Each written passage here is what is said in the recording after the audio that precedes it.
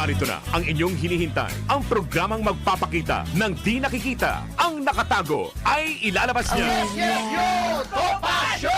Programang maraming ilalantad na mga sorpresa. At ngayon, narito na po sila, ang mga kwento niyang ating mapapakinggan.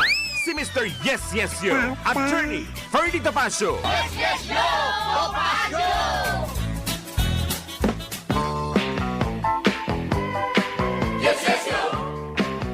Yahoy!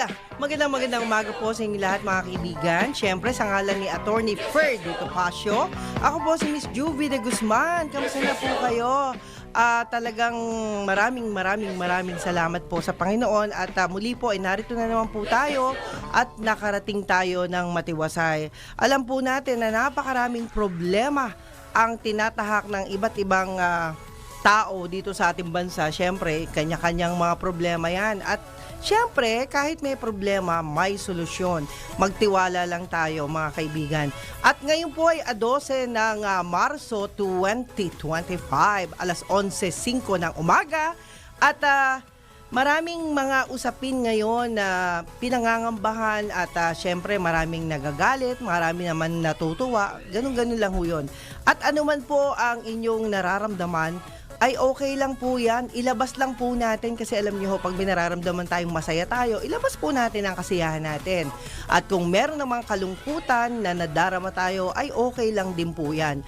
Alam niyo ho, sa politics, kapag tayo po ay nalulungkot, dapat ho, wag nating kikimkimin yan dahil ilabas po natin. Ibig sabihin, wag ho tayong magwala, kundi ihinga natin ng malalim yan. Marami hong mga ganong pangyayari na talagang hindi ho natin inaasahan. At alam ko ho na alam din ninyo kung ano yung mga problemang tinahak ngayon ng ating bansa. Siyempre, aakuin natin problema to ng lahat kasi meron hong natutuwa at merong hindi, di ho ba? But anyway, sabi nga po, kung ano hong batas sa Pilipinas, nasusunod naman po yan. Kaya lang, pagdating ho sa ibang bansa, kagaya ng International Criminal Court, ito po'y, sabi nga po, ay problema ng taong akusado yan. Pero, sabi nga, sa nangyari po kahapon, yes, nagkabiglaan, di ho ba, hindi ho inaasahan yung ganitong pangyayari. Pero, ano man ang inyong mga magagandang suhestyon, pwede nyo hong ibahagi sa amin para ho naman kami ay aware din. At kung medyo harsh at hindi maganda ang inyong suhestyon, siguro ipagpaliban po muna natin dahil wala ho si Attorney Topacio para ho sagutin ang inyong mga, sabi nga po, akusasyon, di ba? May mga ganun ho. Kasi iba ho talaga kapag ang aksyon na naririnig natin ay legal. At sabi nga ho ng marami, yan, mga eksperto talaga, meron hong mga, meron mga salita na pang-international lamang, no? Iba ho talaga yung nag-aral sa international law, di ba? At ang batas ho ng ibang bansa ay ibang-iba sa batas ng Pilipinas. At doon naman sa nagsasabing hindi nasusunod ang batas ng Pilipinas, siguro mas maganda ilahad po ninyo ano po ba yung mga batas na yon. Imbes na magkaroon tayo ng mga fake news, no? Iwasan po natin na magkaroon ng mga mali-maling akala, no? Lagi po nating tanungin ang mga kinauukulan, ang legal, pagdating sa mga legal matters, tanging mga abogado lamang ang nakakaalam. No, at syempre, tayo naman po ay nagpapasalamat din sa mga nagbigay ng mga komento. Alam niyo naman, marami rin tumatawag at humihingi rin sa atin na update. Pero sabi ko nga po, lahat naman po tayo ay may kanya-kanyang pananaw sa buhay, di ho ba? Pero syempre, sa Pilipinas, hindi ho pwedeng pananaw lamang. Kailangan ho, dadaan yan sa legal na paraan. Ang mga nag-aral, ika nga, sa kurso ng pag-abogasya, no? Sa kurso ng Korte Suprema ay talagang napakatagal niya at marami ang higit na nakakaintindi dyan. At kung kayo po ay naiintindihan nyo ang mga dapat at di dapat, siguro feel free to join us at magbigay kayo ng inyong mga mensahe siguro at least pagdating ho ni Attorney Topacio ay mabibigyan daan ho ang lahat ng mga yan, no? At of course, pinasasalamatan ko rin ang mga, naku grabe pala ang pila sa Maynila. Kapag nag-apply ka ng tubig, ito naman, iba naman ho ito, ay talagang mano-mano, no? Napakahirap pong mag-apply kasi nga po, hindi na ho pala kagaya dati na kahit sino ay pwedeng mag-apply. Yan. And just to let you know, no, mga kaibigan, marami ang nag-aakala na pag nagpakabit ka ng sariling tubig ay madali lang, no? Halimbawa, umuupa ka lang. Halimbawa, hindi naman talaga iyo yung bahay o hindi sa'yo yung lupa.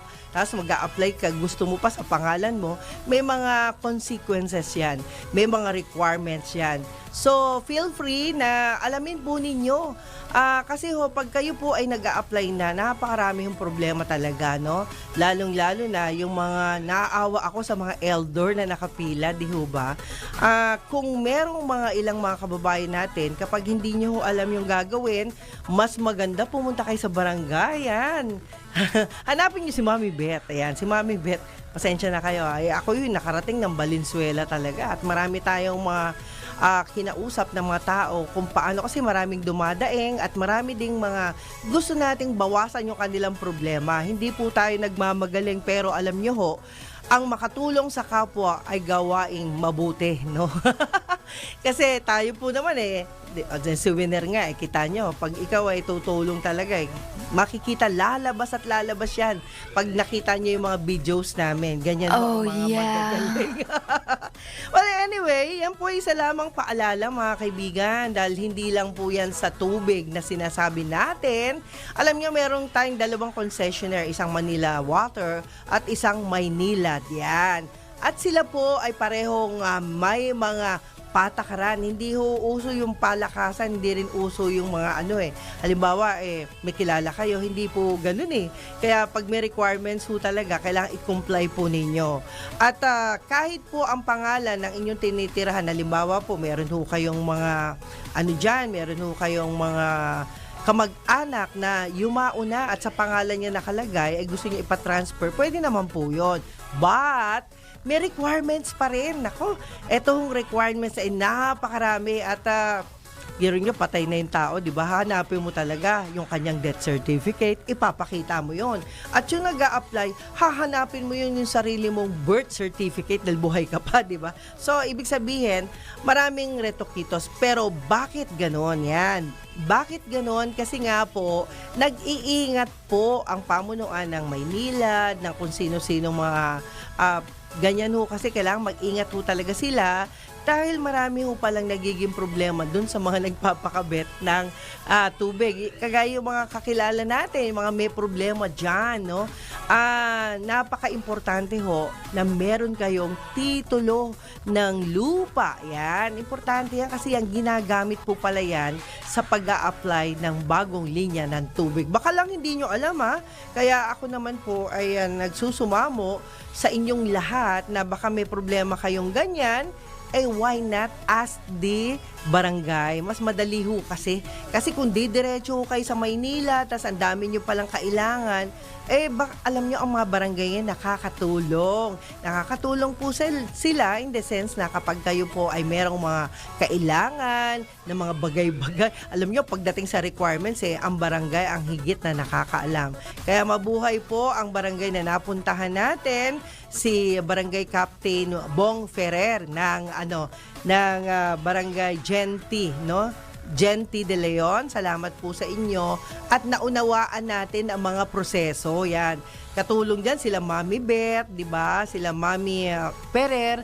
Maraming, alam nyo, nakakatuwa kasi itong mga barangay na to, hindi sila namimili ng edad kahit mga elder ay nandiyan din sa barangay, nagtutulungan sila, kinukuha pa rin nila kahit mga PWD, basta kaya mo pang gumawa ng mga bagay-bagay. Ito po yung magandang reason na nakakatulong ng malaki, lalo na yung mga barangay na merong mga tamang tao. Parang sa barangay, sa Quezon City rin, maraming mga barangay dyan na tumatanggap sila ng mga kahit puto lang kamay, can you imagine?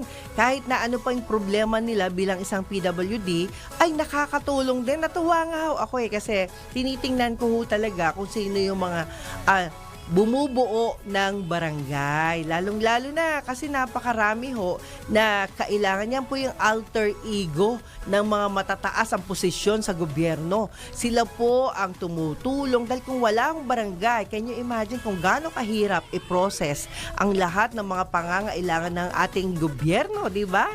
Napakarami hong mga bagay na dapat ho nating intindihin. At gusto ko rin pong batiin si Tatay Melchor de Guzman sa Bala. Ayan. Tatay Melchor, ba di Guzman din, di ba? Ang dami namin, ganoon. Nagkalat, di ba? Melchor de Guzman sa Bala. Hello po, tatay. Yan. Siya po ay isang diabetes patient. Yan. Ako, salamat naman sa kanyang anak at pinabati niya ang kanyang tatay na si Tatay Melchor de Guzman sa Bala. O ate binati ko na ang tatay mo, masaya ka na yan. At yung may mga diabetes naman, alam niyo po ba, napakaswerte po, lalo na dito sa Quezon City, ay meron hong nabuo, no? Congratulations, Doc Jim Sanchez. Dahil may nabuo hong isang hospital on wheels. Hospital on wheels, yan.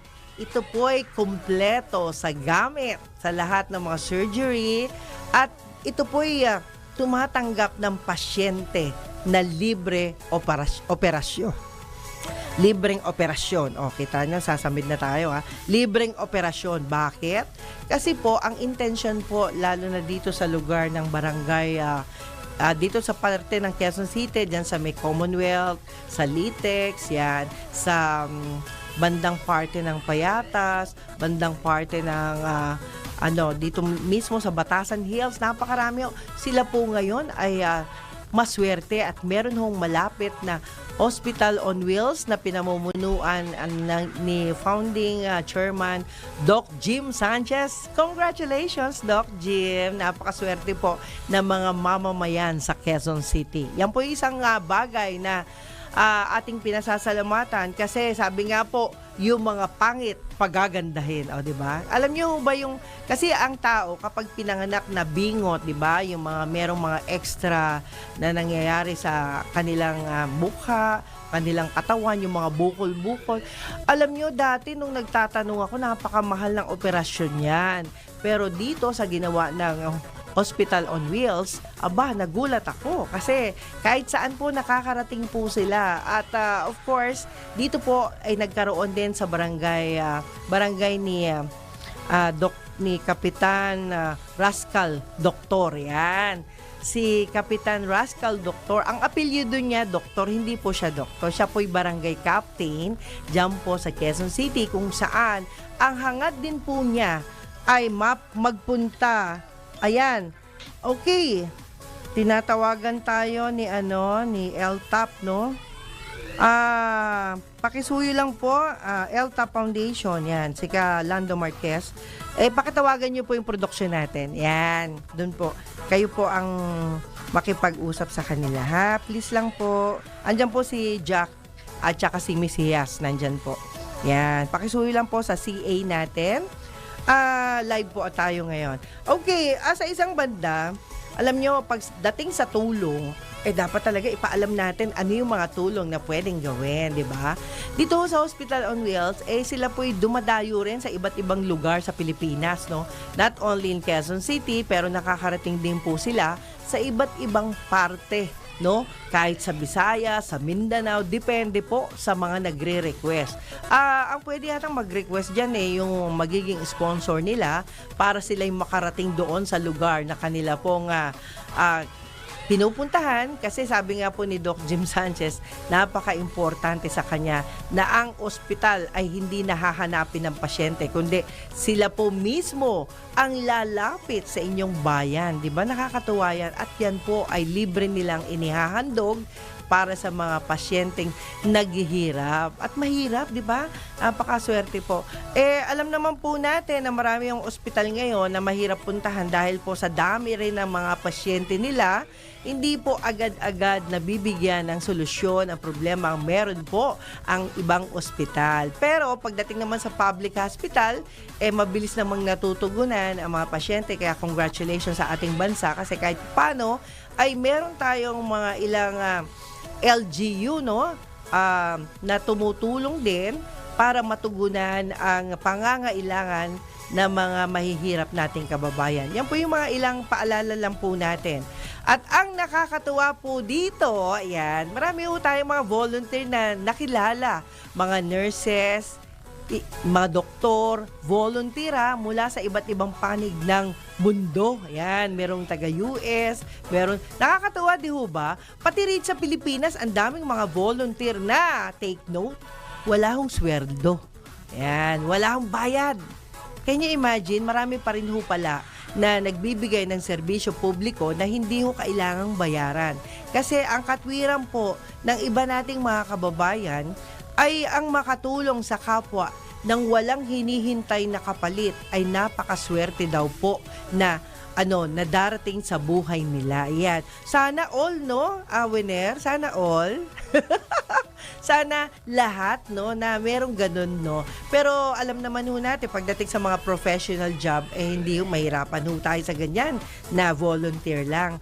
Pero alam nyo po, tayo naman po ay nagbibigay ng napaka gandang impormasyon na maaaring kailangan po ninyo. And not only that, ito nga ho, ako naman nakarating na sa Guagua, Pampanga. Natuwa rin ako at marami yung kailangan doon po sa kanyang ospital, no? Sa Rosario Medical Center, kung saan sila po'y tumatanggap rin ng pasyente na hindi ho kailangan ng down payment, hindi kailangan ng hindi naman siguro libre lahat, no? Pero at least hindi kayong maho-hold para magbigay ng down payment kasi private hospital po ito. Ang kagandahan po nito, na-shock ako, ang ganda-ganda ng Guagua, Pampanga. Ayan, sayang, no? Busy-busy yung may-ari dyan, yung aking kaibigan na talaga namang parang naging turista ang labas ko dun pero hindi ako turista, no? Natuwa lang ako kasi meron hong magandang party sa Guagua, Pampanga na ang tingin ko, parang hindi ospital yung aking pinuntahan kasi napakaganda po. Kayo po mismo, bisitahin po ninyo ang Rosario Medical Center.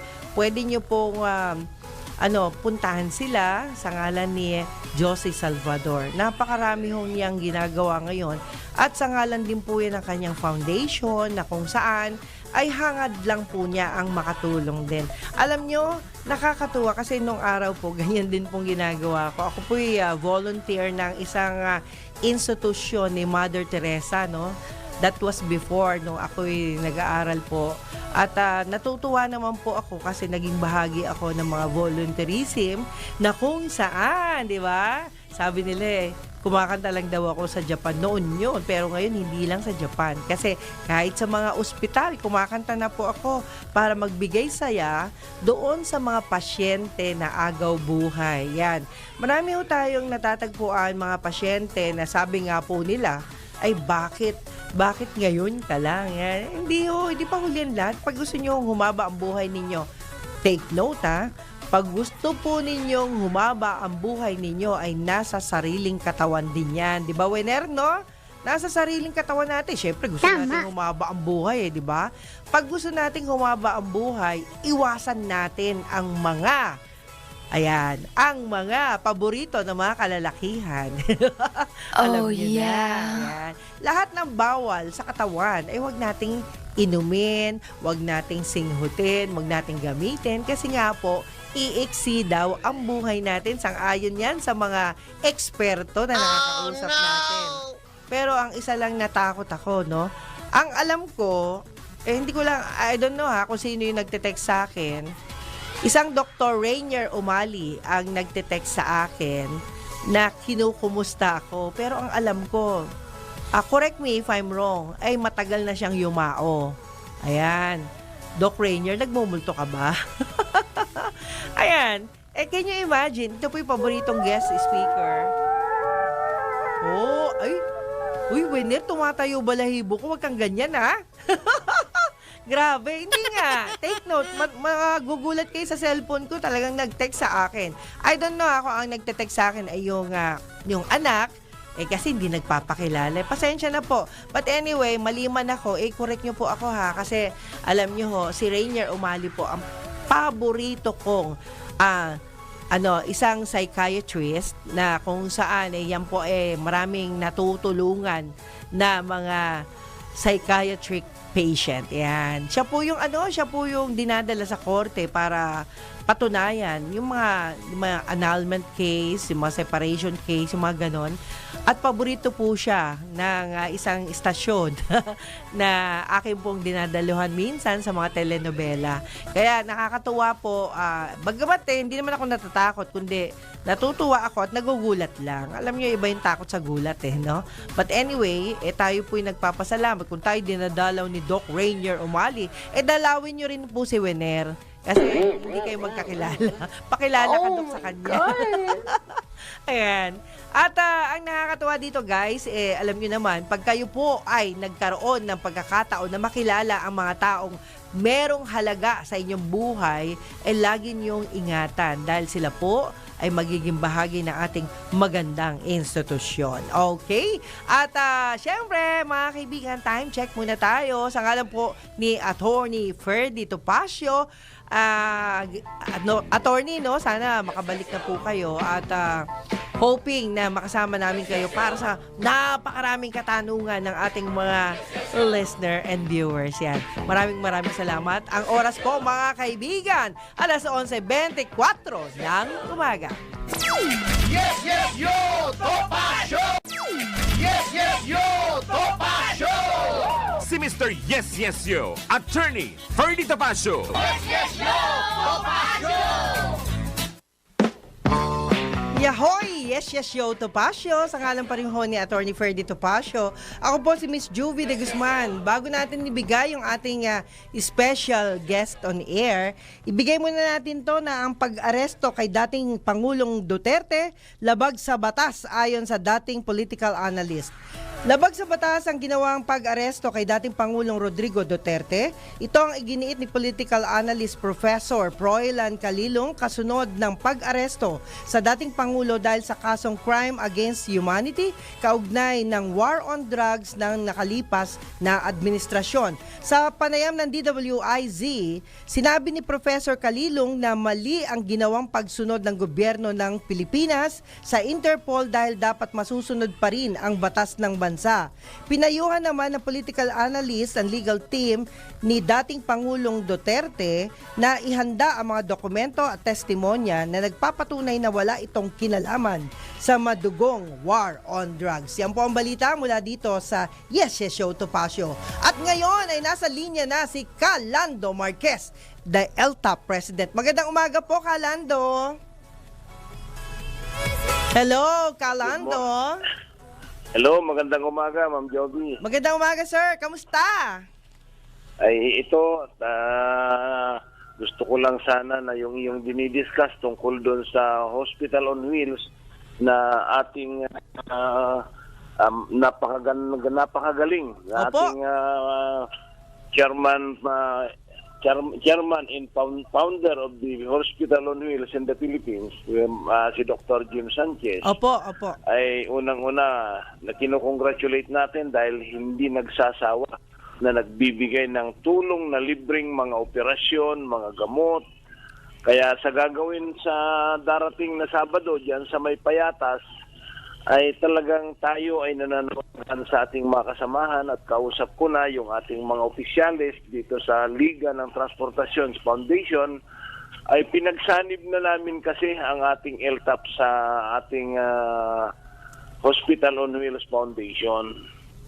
Kaya alam mo, Calando, natuwa naman ako. Opo. At Kaya Calando, ang ganda kasi yung sinasabi mo, Ma'am Joby, dahil totoo lahat yung sinasabi mo na nagbibigay talaga ang Hospital on Wheels ng libreng medical mission sa lahat ng sulok ng Pilipinas. opo, totoo po yun. Aha. At hindi lang yan, Calando, kayo po ba'y gumagawa rin nung sasakyang ginagamit nila? Ay, opo. Kaya nga ngayon, yun po yung aming request ngayon kay Manong Chabit doon sa electric jeep niya na mag-donate. Kaya inaantay pa namin dahil sabi ni Governor Chabit, sige, sabi niya, tutulong ako dyan, sabi niya, at mag-donate ako na ang gagamitin nyo para sa Hospital on Wheels. Kaya mamaya ay nandoon ako sa bahay niya para Ayun. pag-usapan namin dahil nga ang sabi niya, kung bus lang ang kailangan nyo, sabi niya, ako na ang magpapagawa doon sa aking mga medyo luma na bus. Pero i-recondition natin lahat. Ay kahit 10, sabi niya, bibigyan ko kayo, sabi ni Wow! Governor. Sabi. Good news yan, Oo. Kalando. Alam mo, Kalando, maganda nga yan eh. Bawat barangay merong ganyan eh, di ba? Para ang mga tao na talagang hirap na hirap sa buhay, ay hindi naman natin ini-encourage sila na doon lang. Kumbaga, ang importante lang ay merong immediate na pupuntahan, di ba? Oo. Yan din, ma'am, na hindi ang ating gagawin dahil nga yung buong Mindanao ngayon ay nagkaisa kami, na sila ay sumama na ating LTAP Foundation Incorporated. Kaya lahat ng region ay aking hilingin sa ating napaka-busil na puso ng ating Governor Chavit. Oo nga. Dahil sabi niya, lahat ng kaya kong pwedeng ibigay habang ako nabubuhay, sabi niya sa akin. Uy, Ibibigay maganda ko sa hanay ng transportasyon dahil transportasyon ang aking isa sa malaking negosyo. At totoo naman, dahil sa kanya nga ho ang partas na bus sa Pilipinas, may biyahe sa Ilocos, Isabela, Cagayan, Baguio, Ilocos Norte, Pangasinan, Tarlac, hanggang Mindoro po, Ma'am Joby, ang Opo. ating partas transport na bus ni Manong Chavit. Kaya natutuwa naman ako dahil nga napakalaki yung tiwala niya na ibinibigay sa atin. Wow. Kalando, ikaw ay isang bayaning maituturing kasi after ka rin sa maitutulong. Kalando, ano po yung mga bagay pa na pwede nating ipahayag ukol dyan sa ginagawa mo sa LTAP?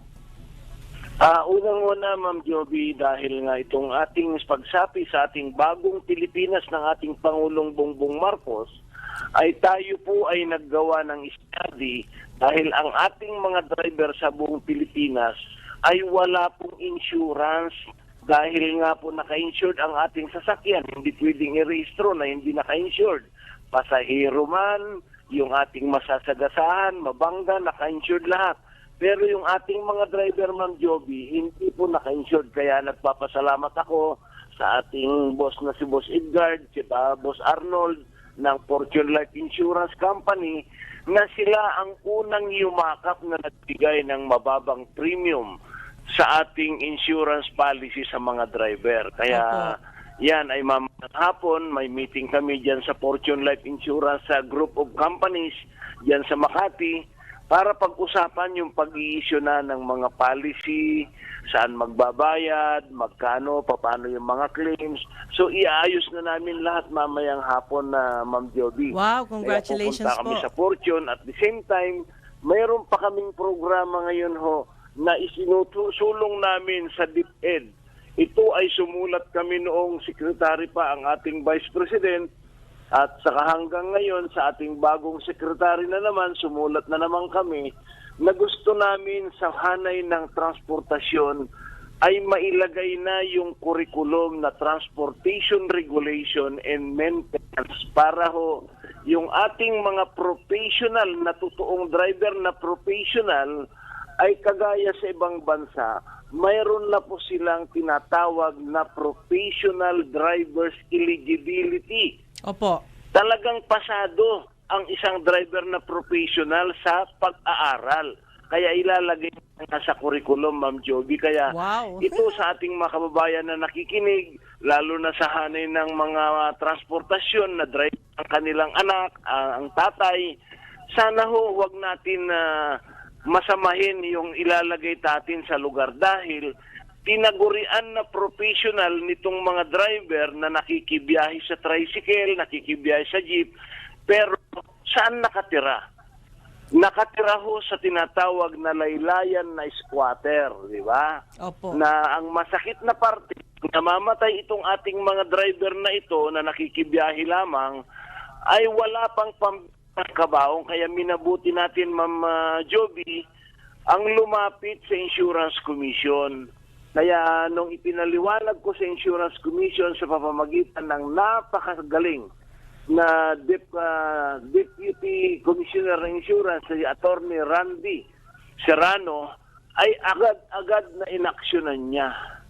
Kaya yan ho, yung malungkot kami ngayon dahil biglang inalis na si Deputy Randy Serrano na talagang nagtatrabaho naman sa tingin namin. Kaya kami ay nananawagan din kay Secretary Ralph Recto na gusto namin, sumulat na kami na gusto namin siyang makausap dahil nga siya ho ang secretary, under niya itong Insurance Commission, Ma'am Joby.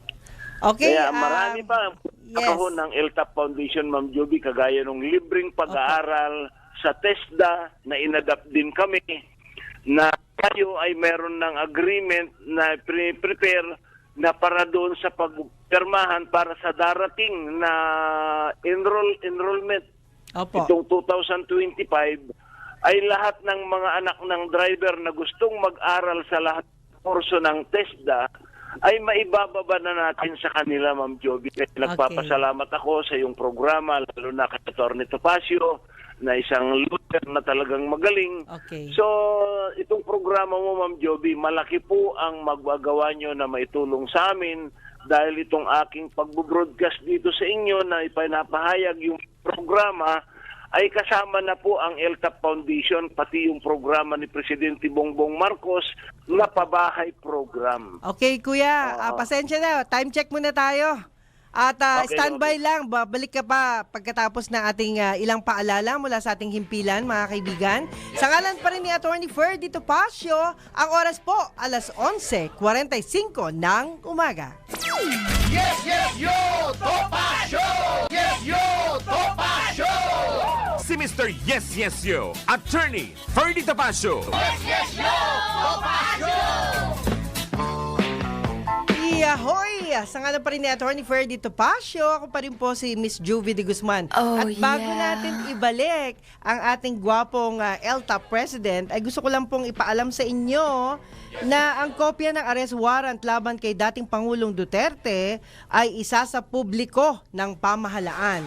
Isa sa publiko na ng Malacanang kopya ng arrest warrant na naisilbi kay dating Pangulong Rodrigo Duterte ayon kay DILG Secretary John Vic Remulla upang ito'y patunayan na hindi labag sa batas ang ginawang pag-aresto sa dating Pangulo. Gagawin anya nila ang pakikipag-ugnayan sa Presidential Communications Office para sa pagsasapubliko ng nasabing dokumento. Sinasabing bibigyan nila ang PCO ng digital copy ng arrest warrant galing sa International Criminal Court o ICC. Paliwanag pa ng opisyal, legal ang warrant of arrest at idinaan pa ito sa Department of Justice o DOJ. Dagdag pa ni Secretary Remulla, maaaring gawin itong reference sa gitna na rin ng pagkwestiyon sa ikinasang pag-aresto kay dating Pangulong Duterte. Yan po ilan lamang sa mga nabanggit na usapin. At syempre mga kaibigan, bago natin ibalik si Calando, babatiin ko lang si Ate Mila, Neneng, Salonga and family, sa inyo pong lahat, mabuhay po kayo. Yan. Okay.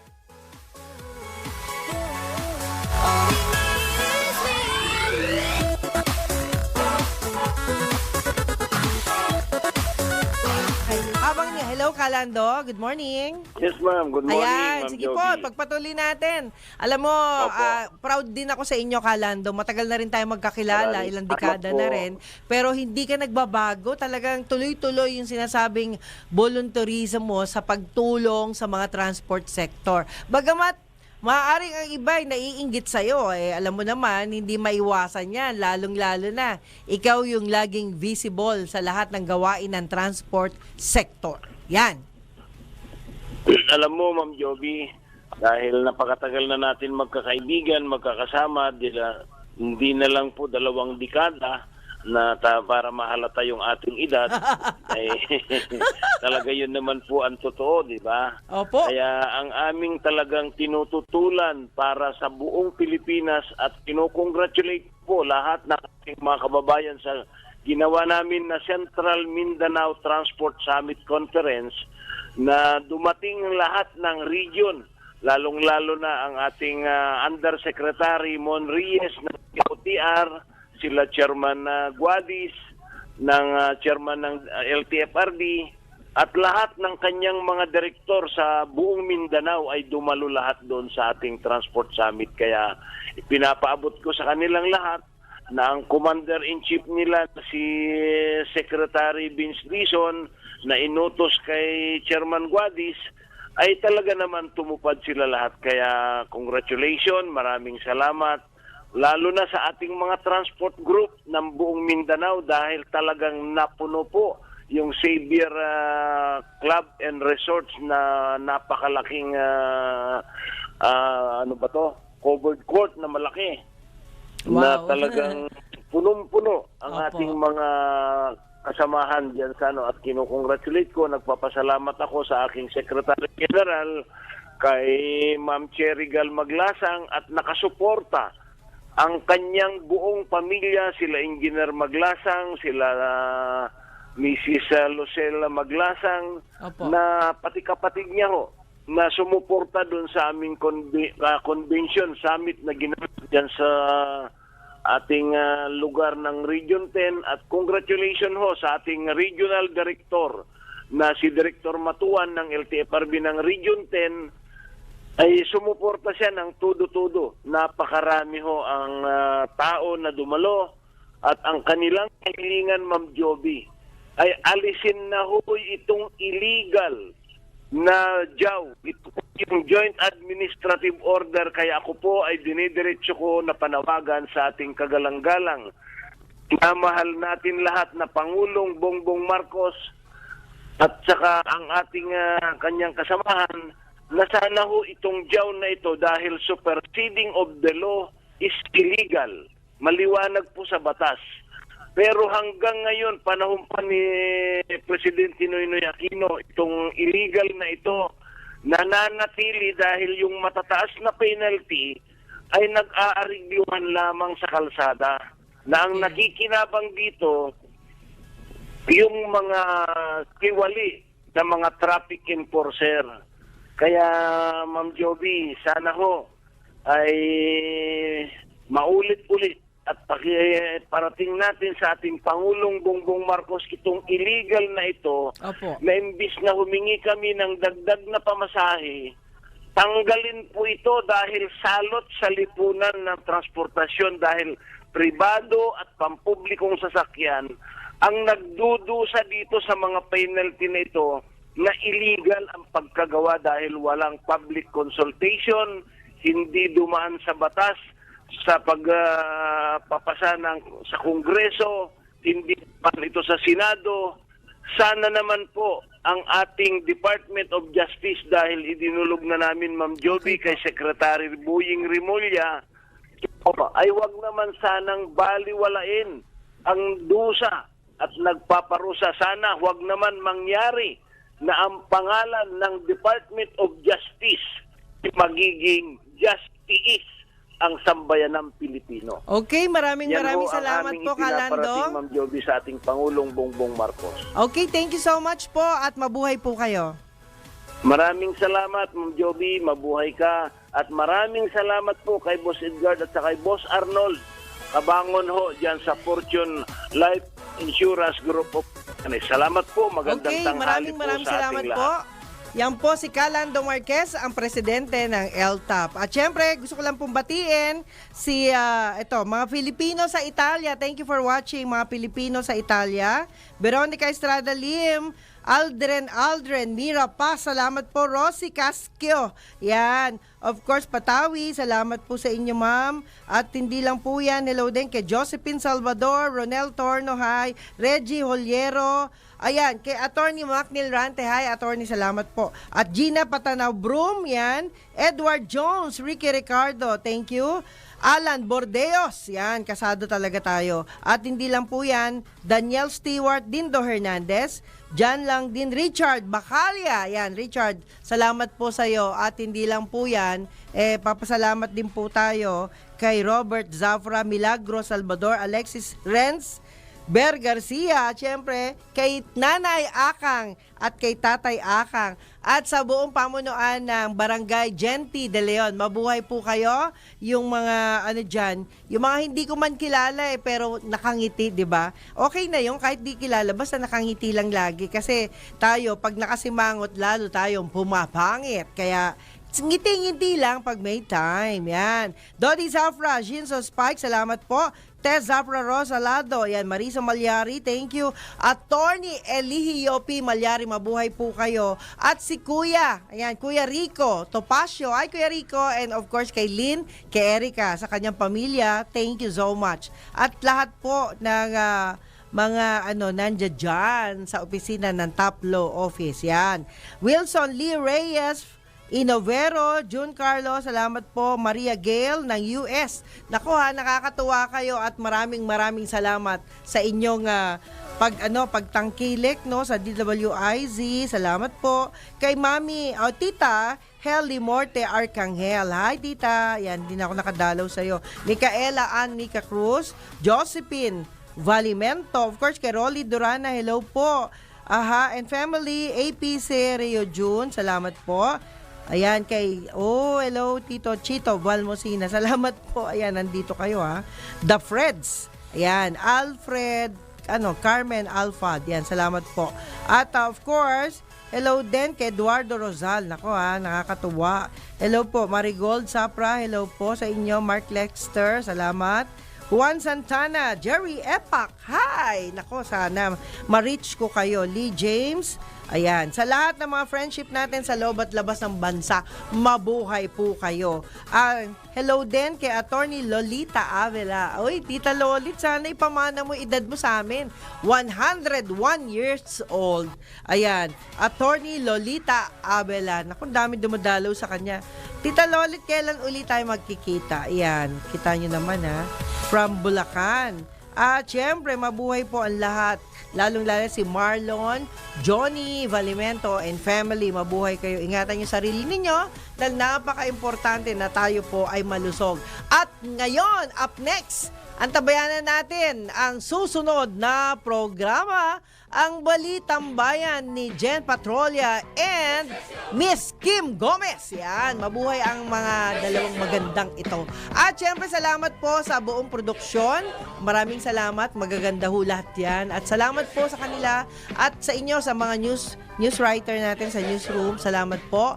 At pagpapala ang sumaating lahat, lalong-lalo na kay Winner and Company. Yan, lahat po ay merong pag-asang humaba ang buhay, kagaya ni Attorney. Ayan, Attorney Abela. At syempre, sa ngalan pa rin ni Attorney Topacio, Ferdy Topacio. Ako po, si Miss Juvie de Guzman, nagpapasalamat. Una sa Panginoon, pangalawa sa inyong lahat. And God bless us all. I love you all, guys. Bye! Yes, yo, Topacio! Si Mr. Yes, Yes, Yo, Attorney Ferdy Topacio. Yes, yo, Topacio!